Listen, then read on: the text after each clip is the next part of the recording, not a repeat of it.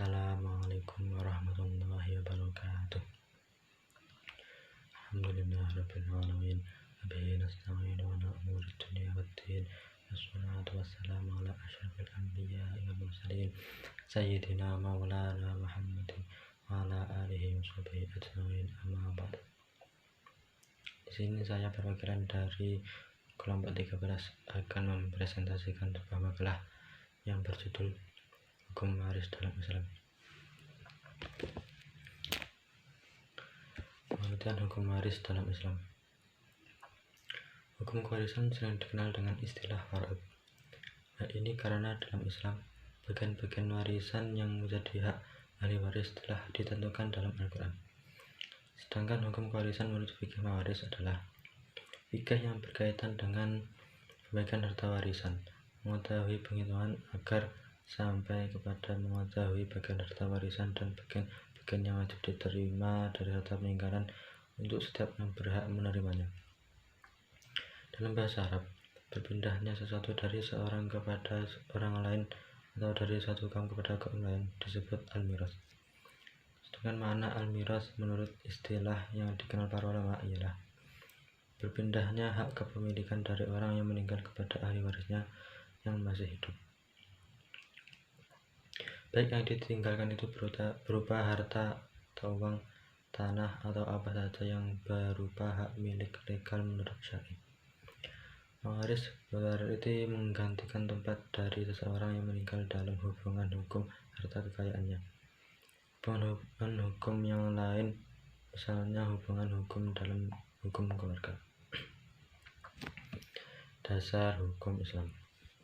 Adapun yang menjadi dasar pelaksanaan pembagian harta warisan dalam hukum Islam adalah berpedoman pada ayat-ayat Al-Quran berikut ini, yaitu Surat An-Nisa ayat 7 yang artinya bagi laki-laki ada hak bagian dari harta peninggalan ibu, bapak, dan kerabatnya, dan bagi wanita ada hak bagian pula dari harta peninggalan ibu, bapak, dan kerabatnya, baik sedikit atau banyak menurut bahagian yang telah ditetapkan.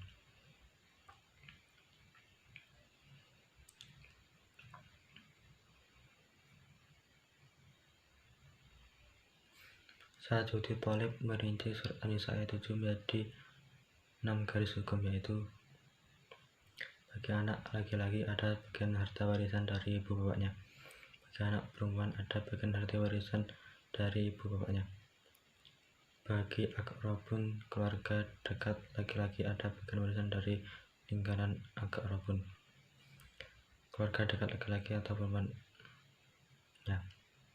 Bagi akrabun keluarga dekat laki-laki ada bagian warisan dari peninggalan akrabun keluarga dekat laki-laki atau perempuannya. Ahli waris itu ada yang mendapatkan warisan banyak dan ada yang sedikit. Bagian-bagian tersebut ditentukan oleh Allah Subhanahu wa Ta'ala.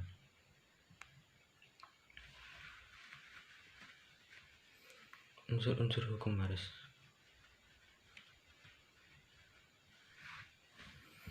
Ahli waris menurut undang-undang atau ahli waris Abintas Tato berdasarkan hubungan darah terdapat 4 golongan, yaitu A.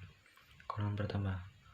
Bagian golongan pertama yang meliputi anggota keluarga dalam garis lurus ke bawah, yaitu anak-anak beserta keturunannya, janda atau duda yang ditinggalkan atau yang hidup paling lama, masing-masing memperoleh satu bagian yang sama. B. Golongan kedua. Golongan kedua adalah keluarga dalam garis lurus ke atas, meliputi orang tua dan saudara, baik laki-laki maupun perempuan, serta keturunan mereka. Bagi orang tua ada peraturan khusus yang menjamin bahwa bagian mereka tidak akan kurang dari 1/4 bagian dari harta peninggalan, walaupun mereka mewarisi bersama-sama saudara pewaris. C. Golongan ketiga. Golongan ketiga adalah ahli waris yang meliputi kakek, nenek, dan leluhur, selanjutnya ke atas dari pewaris. Ahli waris golongan ketiga terdiri atas keluarga dari garis lurus ke atas setelah ayah dan ibu, yaitu kakek dan nenek, serta terus ke atas tanpa batas dari pewaris. D. Rukun pembagian waris. Adapun beberapa rukun pembagian waris yaitu 1. Pewaris. 2. Harta warisan. 3. Ahli waris. Tiga unsur tersebut saling berkaitan dan masing-masing mempunyai ketentuan tersendiri. Hal ini diuraikan sebagai berikut. Waris al-muwaris. Waris adalah orang yang pada saat meninggalnya beragama Islam, meninggalnya harta warisan dan ahli waris yang masih hidup. Istilah pewaris secara khusus dikaitkan dengan suatu proses pengalihan hak atas harta dari seseorang yang telah meninggal dunia kepada keluarganya yang masih hidup. 2. Harta warisan al-maurus. Harta warisan adalah harta bawaan ditambah dengan bagian dari harta bersama sesudah digunakan keperluan pewaris selama sakit sampai meninggalnya, biaya pengurusan jenazah, dan pembayaran utang serta wasiat pewaris. Harta warisan menurut hukum waris Islam adalah harta bawaan dan harta bersama dikurang biaya-biaya yang dikeluarkan untuk pewaris selama sakit dan setelah meninggal dunia. Misalnya, pembayaran hutang, pengurusan jenazah, dan pemakaman. Harta warisan dalam hukuman waris Islam tidak hanya harta benda, tapi juga hak-hak dari pewaris. 3. Ahli waris al-waris. Ahli waris adalah orang yang akan diwarisi yang mempunyai hubungan dengan al-muwaris, baik hubungan itu sebab kekeluargaan, nasab, maupun perkawinan. Yang dapat menjadi ahli waris dari pewaris adalah ahli waris yang beragama Islam. Ahli waris dapat dipandang Islam apabila diketahui dari kartu identitas atau pengakuan atau amalan atau kesaksian. Sedangkan bagi bayi yang baru lahir atau anak yang belum dewasa, beragama menurut agama dari ayahnya atau lingkungan sekitar si bayi tersebut. Oleh karena itu, semua rukun yang telah disebutkan tidak dapat dipisahkan antara yang satu dengan yang lainnya pada saat pelaksanaan pembagian warisan.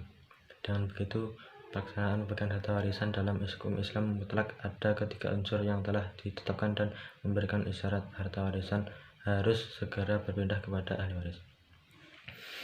Namun, ketentuan dalam hukum waris itu sendiri seringkali diabaikan pelaksanaannya dalam kehidupan masyarakat tanpa memperhitungkan akibat-akibat yang timbul kemudian. Hak-hak yang berkaitan dengan warisan. Hak-hak yang berhubungan dengan harta peninggalan itu ada 4. Keempatnya tidak sama kedudukannya.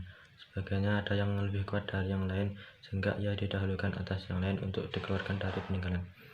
Harta benda yang diwarisi itu sebelum dibagi hendaknya mempertimbangkan dan dilakukan hal-hal sebagai berikut.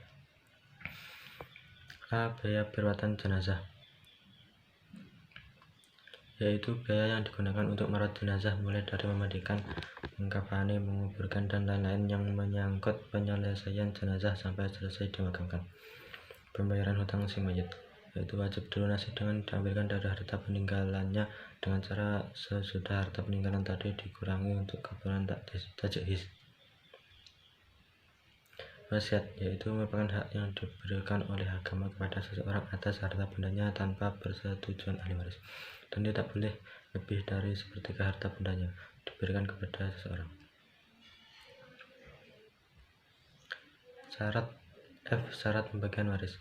Ada beberapa syarat yang harus dipenuhi dalam pembagian waris, yaitu 1. Meninggal dunianya pewaris. 2. Hidup ahli waris. 3. Mengetahui status warisan.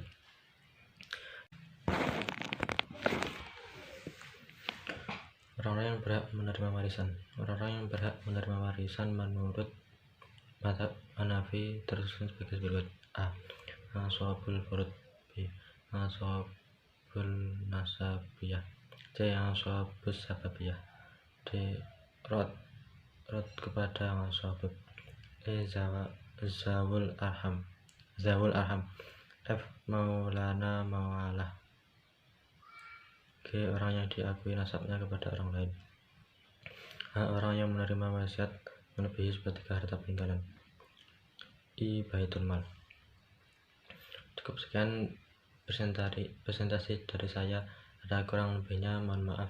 Wassalamualaikum warahmatullahi wabarakatuh.